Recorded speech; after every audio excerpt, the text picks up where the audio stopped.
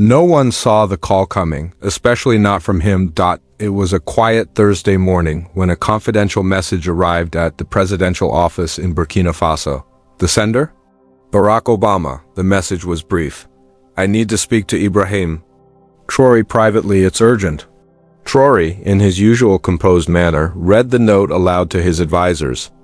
They exchanged surprised glances. Why would the former U.S. president reach out now, after years of silence? Without hesitation, Traoré simply nodded and said, "When a man like him reaches out in peace, we respond with dignity." The meeting was arranged completely private, no media, no cameras. Just two men from opposite sides of the globe. As the day drew near, speculation spread. Was this about Africa's autonomy? Was the U.S. finally ready to offer real support? Or was Obama arriving with a warning? Outside, life continued as usual. But inside, something significant was about to happen, something even they weren't prepared for. As Air Force One touched down over West Africa, a single meeting stood poised to shift how the world perceived African leadership forever. But what did Obama want? And why now? The room had been carefully chosen, a quiet government guest house on the outskirts of Ouagadougou. No reporters, no phones, only one translator on standby. The atmosphere was warm and heavy with anticipation. Obama arrived first, accompanied by a single aide. He wore a simple blue shirt, no tie. His face showed the passage of time, older, more thoughtful. Carrying the weight of experience, he sat at the table, hands clasped, eyes fixed on the door. 5 minutes passed. Then 10. Finally, Captain Ibrahim Traoré walked in. He didn't smile, only offered a respectful nod, the sound of his boots soft against the floor. Obama stood. They shook hands, not a quick gesture, but a meaningful one. Firm, honest, then silence. Obama spoke first. I've been following your journey, Ibrahim. What you're doing reminds me of something we once lost sight of. Traoré looked him in the eye. I never thought you'd... Then came a moment no one anticipated. Obama looked across and said something unexpected. You remind me of Mandela. The room froze. There were no cameras, no audience, just the weight of history bearing down. They sat down together, and for the next 2 hours, they didn't talk politics. They talked pain, betrayal, and something much deeper. Then Obama shared something that left Traoré in stunned silence. He leaned in, voice low, as if revealing a long-kept secret. You've unsettled powerful people, Ibrahim. Not just in France or NATO, there are larger forces watching you. Concerned? Traoré remained still. Obama continued, they call you a problem. But behind closed doors in meetings I've been part of, they call you something else. He paused, then added, they call you the African spark. Obama's eyes welled slightly, not with sadness, but with guilt. When I was president, I saw how Africa was treated not as an equal, but as a pawn. I tried to change that, but I was cautious. You're not cautious, you're truthful. Traoré looked away. So why are you here, Barack? He asked calmly. Obama answered, because the same forces that have crushed African aspirations for decades are now worried. You might awaken the entire continent, and they're preparing to stop you. The air in the room turned colder. How? Traoré asked. Obama's voice softened again. This time, they won't use armies. They'll use silence, isolation, and if that doesn't work, worse? Then came the confession. I came here because they wanted me to talk you down, Obama admitted. But after hearing you speak, he wiped his eye. I can't. Traoré leaned back, quiet, still processing. Then Obama reached into his jacket and pulled out an old, folded piece of paper. Its edges were worn. I wrote this years ago, he said gently. But I never sent it. Traoré looked down. On the front, a single name, Thomas Sankara. Obama continued. After my 2009 visit to Ghana, I started studying real African leaders, not the ones in power, but the ones in history. Sankara stood out. His voice cracked. I saw what was done to him and how the world stayed silent. I wrote this letter in tribute, but I was president, and I was afraid of the backlash. He paused. But now you remind me of him? The same courage, the same eyes? Traoré gently touched the letter. I was 10 when I first read Sankara's speeches, he said. One line stuck with me. We must dare to invent the future. Obama looked at him and nodded. And you have? Outside, reporters waited. Inside, two men sat amid a storm of truth and neither would walk away unchanged. Then, the mood darkened. Obama's face grew heavier, his voice more grave. There's something you should know, he said. In Washington, there's a list quiet, classified, not of terrorists but of leaders, disruptors. He looked directly at Traoré. You're on it? Traoré didn't react. I figured, he said. Obama sighed. But you're not just listed, your name is circled. In red ink. Silence again. Then Obama spoke another name, one that chilled even Traoré.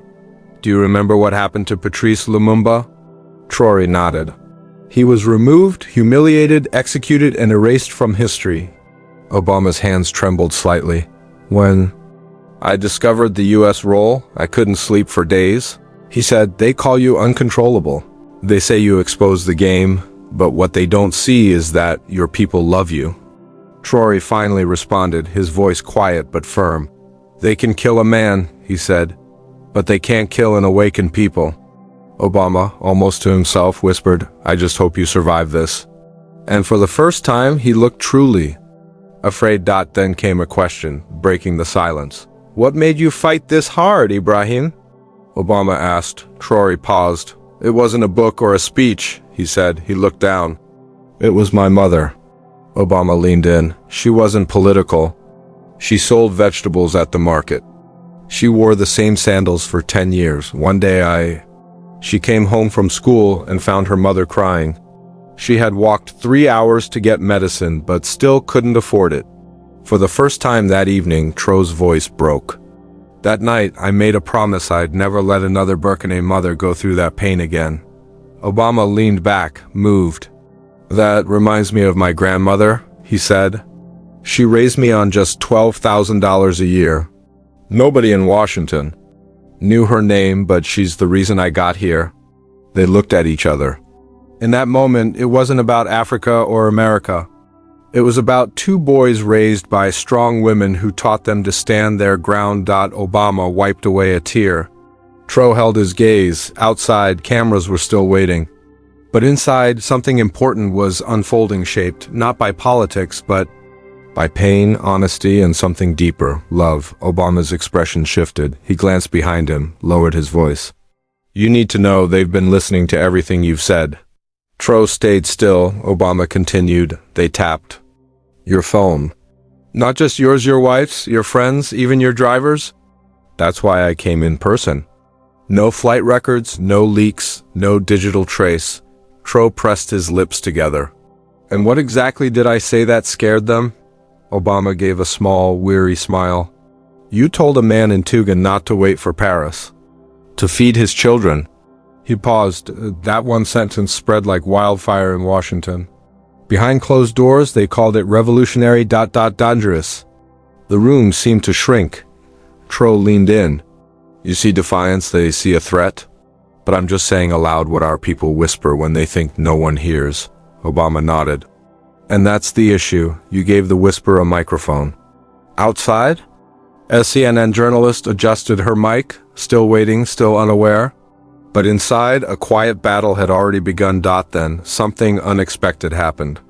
A press photographer, meant for another event, walked into the wrong room. One flash. One shot, Obama. And Tro weren't standing like world leaders.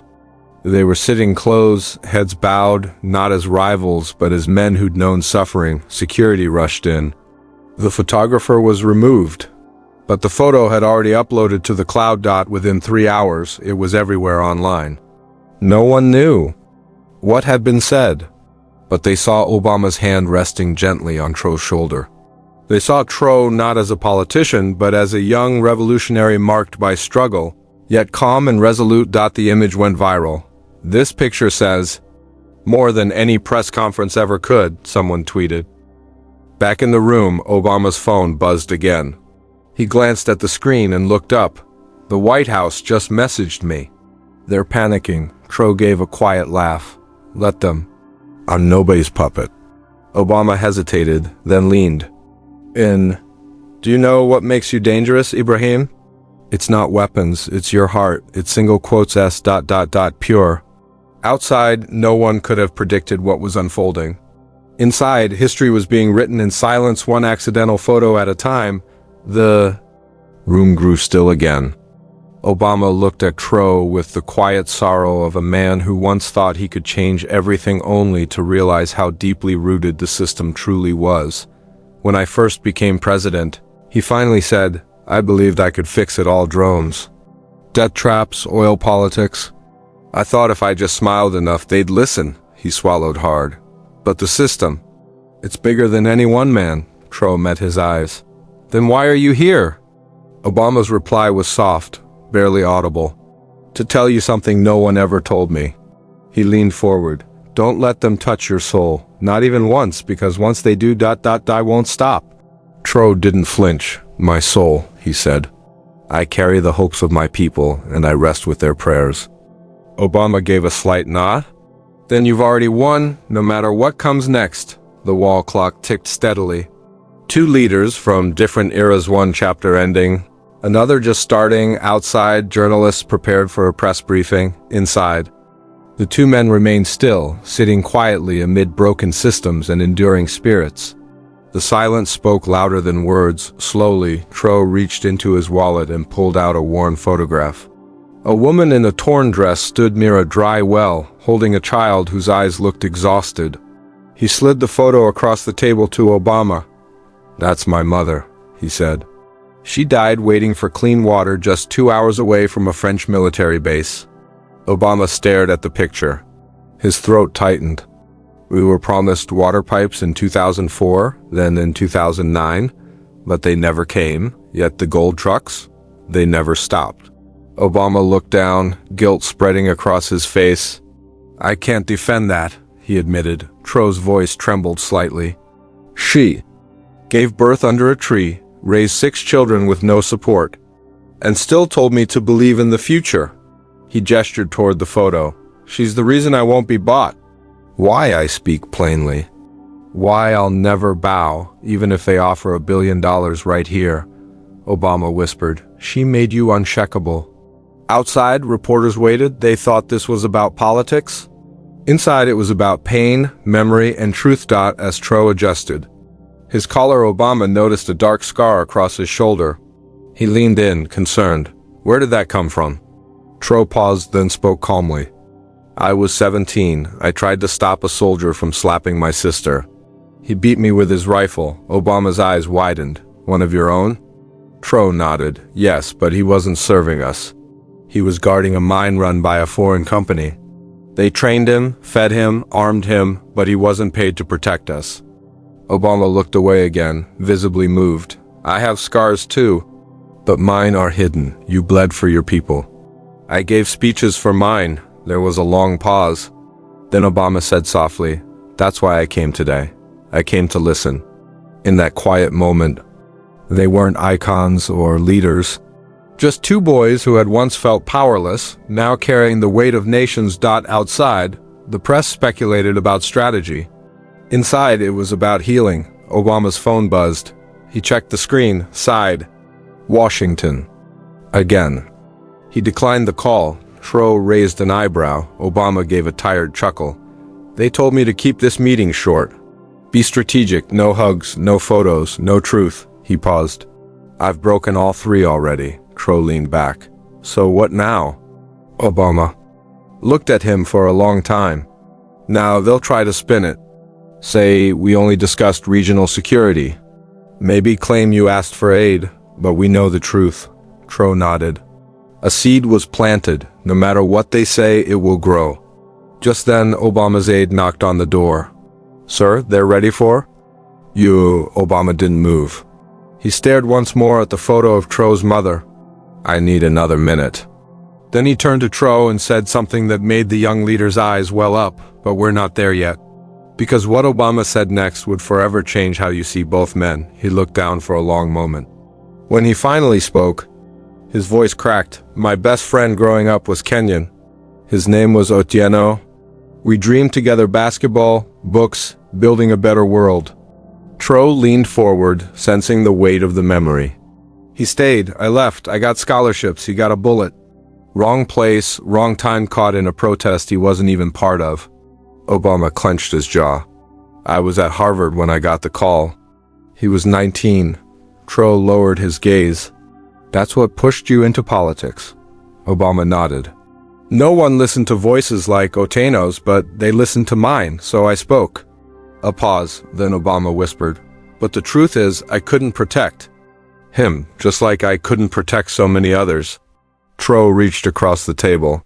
For the first time, he touched Obama's hand. You tried. That means something. Outside, photographers waited for a handshake. Inside, two men shared a pain only those who've carried their people can understand.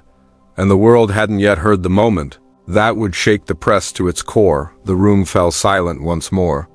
Heavy with unspoken memories. Finally, Trey broke the silence. You know, my team urged me not to meet you, he said. Obama looked slightly taken aback. Why? They were afraid it would seem like I was giving in, that I'd be seen as yielding to Western influence. Obama looked away, and Trey went on. But I came. Not to ask for approval, but to look you in the eye and say, Africa is rising, and it's doing so on its own terms. Obama nodded. Trey's voice lowered. If I die tomorrow, let it be while standing. Let the world know I never bowed. Not for power, not for wealth, not even to stay alive. Obama closed his eyes briefly. You remind me of Mandela, he said softly. Trey shook his head. Mandela had prison. I have bullets in marketplaces, drones overhead, and millions of voices crying out for hope. Obama responded gently, and yet you're still standing. In that quiet moment, they shared an understanding. They didn't agree on everything, but they both knew what it cost to speak the truth. That made Obama's next words carry even more. Wait, the door opened again. One of Obama's aides entered, visibly uneasy. Sir, the press is growing restless. They want a photo. Obama stood. Trey rose with him, calm and steady, then without hesitation, Obama stepped forward and embraced him, a firm, sincere hug. The room seemed to freeze. Cameras clicked frantically from behind the door. Staff whispered urgently. But the two men held their ground. Obama leaned in and whispered something only Trey could hear. Trey's eyes welled up. He tried to hold back the emotion, but one tear slipped down his cheek. Obama stepped back, placed both hands on Trey's shoulders and said, aloud, history will remember what you stood for, even if some try to erase it. Reporters rushed in. Flashbulbs lit the room. But the real story had already been told in that quiet moment, through the embrace and Obama's private words. The press got their picture. But the meaning behind it ran deeper than any headline. One journalist finally asked the question on everyone's mind, what did Obama whisper to Trey? As Obama walked past, he stopped, smiled, and turned back toward the crowd. I told him, you're doing what I only dreamed I had the courage to do. The room gasped. Trey stood still. The journalists were stunned. It wasn't a political statement. It was personal. It was respect.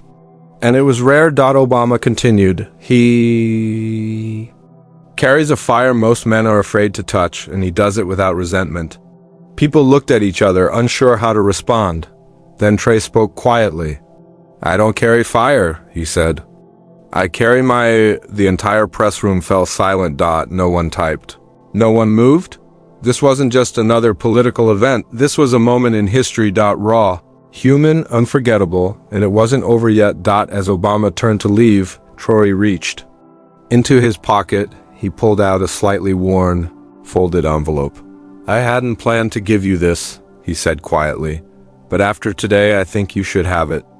Obama accepted the letter and opened it slowly. His hands paused. His eyes moved over the handwriting, then froze. He couldn't speak. The letter was from a young Burkina schoolboy named Umaru. He had written it just weeks before he was killed in an airstrike that mistakenly hit his village. In the letter, Umaru wrote, Dear President, if you ever meet Barack Obama, tell him we believed in him even when others laughed. Tell him Africa still sees him, still prays for him, and still dreams with him.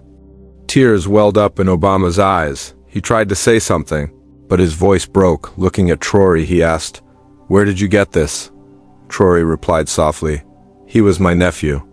The room seemed to hold its breath. Obama clutched the letter to his chest. In that moment, Obama wasn't standing as America's leader. And Traoré wasn't just the face of Burkina Faso, they were simply two men, grieving the same loss. Obama reached for Traoré's hand again, this time. It wasn't for the cameras. It was for Umaru, for Otenu, for every child the world had forgotten.